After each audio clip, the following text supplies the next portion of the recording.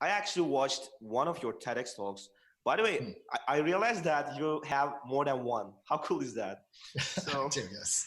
y- you may mention that one of those talks that founders culture eventually affects the user behavior. So if you think that many of the worldwide social products and platforms are built by the people who lives or lived in here in Bay Area, so I think the general social media behavior could be affected by the San Francisco Bay Areas itself. So I like if you think that the locations is one of the most important aspects that forms the culture. So what is your perspective about that? Yeah, I mean, this is, I think, the thing that I've really learned in my years at Silicon Valley, and seeing many of the products that my friends have built having downstream cultural consequences. In other words, many of us were building products essentially for people who looked a lot like us. You know, people who didn't have or live in different environments, who weren't that socially or socioeconomically diverse from us. It was a major blind spot and a major, I think, issue when it came to recognizing the privileges that many of us have and take for granted, and how so much of this technology was largely built by white men who really don't have to worry a lot about, you know, trolls or harassment and things like that on the internet. And so we were blind to a lot of that stuff for a long time. And I think in the last several years, we've really had a wake up call. You know, it's like the people who are using these products aren't like us anymore. And so we can't just go into or just put products out there with an assumption that everything's going to go okay. So that was really important because, you know, what I think became clear to me was that the culture that was producing these products, again, made assumptions about the people who would be using them, and ultimately um, made different design decisions, different behavioral decisions, prioritized different features based on that culture and based on the ignorance that was embedded in that culture, based on the privileges that were embedded in that culture. And so the more that I become aware of my own, I guess, complicity in that world, the more that I become aware of like my own privilege and the ways in which I have very rarely felt, you know, afraid or fearful by using internet technologies, the more I'm sympathetic to the complaints and concerns that people present. So a lot of, I think, what I've been speaking about this year during my sort of nomadic journey has been to try to encourage younger founders and entrepreneurs to really become aware of the assumptions that you have built into the way that you perceive the world. What is it that you take for granted that may not apply in other cultures, and how do you bridge those gaps? How do you learn to listen more intently and with a greater amount of curiosity rather than defensiveness? You know, everyone has a lived experience, and everyone is making sense of the world as they perceive it and as it's given to them. And so I think it's really, there's lots of learnings to be had in that. And there's a lot of kind of embedded wisdom in different cultures. So, you know, I struggle with it on the one hand because, you know, culture is kind of a matrix for efficiency. In other words, culture kind of dictates the things that you will and won't do. You know, in some cultures, for example, monogamy is, you know, an expedient way of organizing resources and, you know, creating families that reproduce and, you know, therefore are a way of, you know, creating progeny and, Mm-hmm. you know, taking care of people essentially. But that's not true in all cultures. And so if you peel apart some of those fundamental assumptions, what does that unlock for you? What does that allow you to do in terms of how you think differently? What are the ways in which your software is actually imperiled or brittle because you've built in assumptions into the product? You know, for example, I listen to a lot of Kara Swisher's podcasts, and she has pointed out how, you know, she recently had a baby with her partner, her female partner, and, you know, they were in, I believe, the hospital, and they were filling out a form, and there was a form that was like, who's the father? And of course, for them, that's like an irrelevant question. You know, they're a gay couple. And so the fact that, you know, in that case, the physical hardware, in a sense, of these forms was actually broken and couldn't be fixed. And so the hospital, which has an interest in having accurate information, actually was inhibiting itself from getting the information that it needed. So how many other systems exist like that in the world that are built upon a set of assumptions that actually, the more that you expand your user base, the less accurate they are of depicting a reality that reflects all the edge cases that are necessary for your software to be, useful and fair and just, right? So I think that's one of the things that I've been learning, where that culture of the founders ultimately has downstream consequences and can affect you in ways that you might never have even anticipated. Great. So I have a question about more on the surface, I guess. It's about Y Combinator. So the Y Combinator is one of the most famous and successful startup accelerators here in Silicon Valley. Like hundreds of thousands of startups around the world applying to the program every single batch, but only a few, I guess, around 190 something, somewhere between scale and this last batch getting accepted to the program.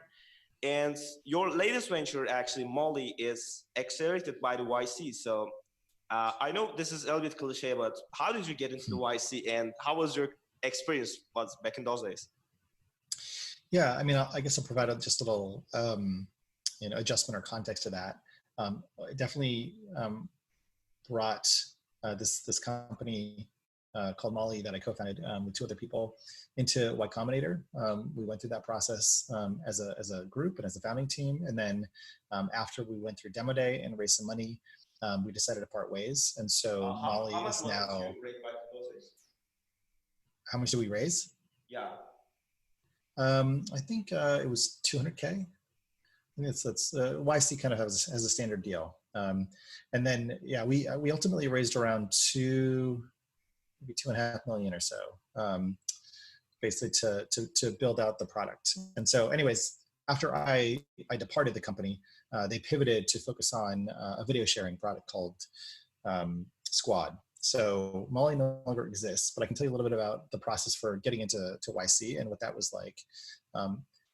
We applied once and got rejected. And so, it certainly isn't the case that just because, I'd been in Silicon Valley for a long time and had relationships that it was guaranteed that I would get in. I think, and I think they actually made the right choice in rejecting us the first time, knowing what I came to find out later, both through the second round of applications and then through going through the program. I think YC is like jet fuel for companies that are, have a pretty clear idea for what they want to do, or actually, well, they don't have to have like a super clear idea, but a clear idea is a good idea. And I would say that the companies that are going to do the best are the ones that, one, know their customers really well, two, have a clear idea or use of technology that, is unique or innovative, and really kind of like there's no BS, like it really is going to solve a problem for people. And they've validated it or vetted it in some way, either by talking to, like 100 customers, or by building something and seeing that people actually want it and are paying for it. Mm-hmm. I think you really have to have a high bar for yourself, as opposed to just like an idea. Lots and lots of people have ideas. Fewer people are able to implement them, and even fewer people are able to get customers that will pay for it and that become, passionate advocates of those products. So all of that, I think, is part of it. And then, of course, being early enough where you haven't diluted yourself with other investment, so that the investment that YC makes, is going to ultimately make the money if it turns out that it works out for you, are all kind of components to the equation. Yeah, it was great to hear the experience. So last but not least, I want to ask you, it's actually more personal. So you pursue such a great career, Chris, and I'd like to ask, what's the next for Chris Messina? Thank you. Again, I appreciate you inviting me on your show and having me as your first guest. It took a little, prodding to make this happen. I think, for me, 2019 has been a really interesting year. It's been a lot of, I think, personal reflection, a lot of maybe questioning my own assumptions about myself. Who am I? What do I want to do? What am I good at? What am I not so good at? And trying to become really, really honest about those things. One of my superpowers is the ability, I think, to construct worlds and to become quite passionate and opinionated about things. On the other hand, I can also take sides for things that I don't actually believe in. And so I've become a lot better, I think, about catching myself in that way. So when it comes to thinking about like what I want to do next in 2020, I believe I have a book in me. And in fact, right now I'm in Maui, and one of my goals here was to attempt to try to get that started. And I think I'm in a process of what I think about as a kind of meandering process, which is dabbling in a lot of different things, reading books, seeing how other people approach this process, trying to kind of just sink into, I guess, myself and the material, and try to Mm-hmm. think about how I can get some of that down. I think the other thing that I want to think about for next year is what is the best way for me to really sink into a problem that I really love, and working on it with people that I think get me and that I work well with, and that kind of amplify the best parts of my capabilities. I think what I found is that I'm a pretty particular person to work with, and I have a pretty particular approach to, I think, seeing the work that needs to be done and then how to go about doing it. In a way, like the hashtag is like the perfect representation of this, because I don't think of myself as lazy, but I think of myself as like kind of calorically efficient. And so Yeah. what that means is like I like to find all the angles before I do anything. And that's not always the best. I know for a lot of founders, or makers or creators, what's actually better is to just get something out, throw something over the wall as fast as possible. But I think for me, maybe it's because I grew up, as an artist, and I feel a need to really kind of understand what it is that I'm trying to convey and trying to get across before I put something out there for you to, tear down. Like, I am one of my biggest critics. And so the more that I can do to hone my arguments before I put something out there, I think the better. So when it comes to whatever it is that I'm going to build or work on next, it's got to fit into that model. So I would like to start something again. I'd like to start another company if possible. But the shape or form or problem space, I'm still working on figuring that out. All right, Chris. Oh, I hope all your wishes come true. So, um, all right, ladies and gentlemen, we had a great chat with Chris Messina, the inventor of the hashtag. Chris, thank you so much for joining me today. It was such a great chat with you. Yes, I appreciate it. And good luck with this podcast. Thank you. So, this is the end of the first episode of 415 Stories. If you'd like to listen following episode or special clips, please make sure that you follow us on Twitter, Instagram, or LinkedIn /415 Stories. And see you on the next episode.